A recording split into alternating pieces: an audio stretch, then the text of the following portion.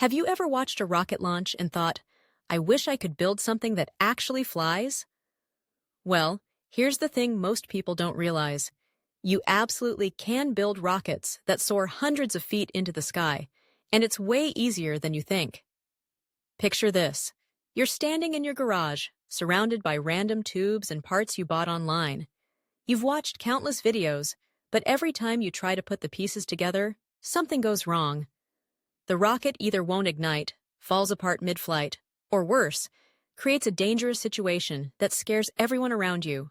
Sound familiar?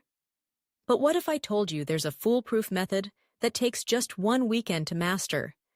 A simple 5-step system that virtually guarantees your first rocket will fly safely and successfully every single time. Here's exactly how to do it. Step 1. Start with a certified kit. Never scratch built parts.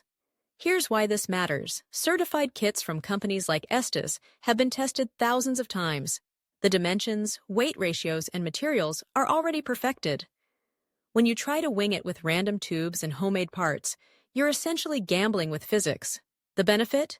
Your rocket will actually work on the first try, and you'll avoid the frustration of multiple failed attempts. Step 2. Use only certified rocket motors, period. These motors have specific burn rates and thrust curves designed for model rockets.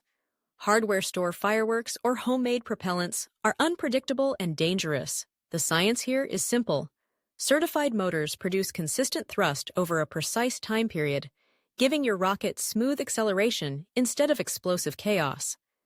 The result? Predictable flights that land safely where you can actually find your rocket. Step 3.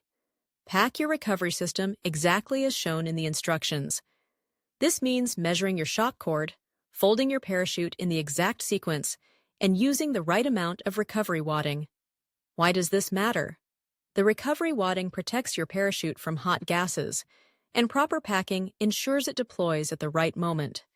Skip this step, and you'll watch your rocket become an expensive lawn dart. Step 4. Choose your launch site carefully. You need at least a football field of open space, dry grass, and no overhanging trees or power lines. The psychology here is important. When you have plenty of space, you launch with confidence instead of anxiety. This leads to better decision-making and safer flights. Plus, recovery becomes a fun treasure hunt instead of a rescue mission from someone's roof. Step 5. Always use an electronic launch system. Never matches or direct ignition. Electronic systems let you stand at a safe distance and give you complete control over timing. The safety benefit is obvious, but here's what's not obvious. When you feel safe and in control, you actually pay more attention to important details like wind direction and recovery area. Now, I know what you're thinking. This sounds too simple to actually work.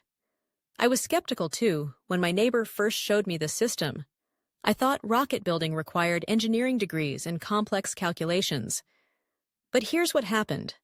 After following these 5 steps exactly, my first rocket not only flew perfectly, but reached over 300 feet and landed gently just 50 yards away. Within a month, I had built and successfully launched 6 different rockets. People at the park started asking if I was some kind of rocket scientist. The truth? I just followed a proven system instead of trying to reinvent rocket science. So here's what I want you to do.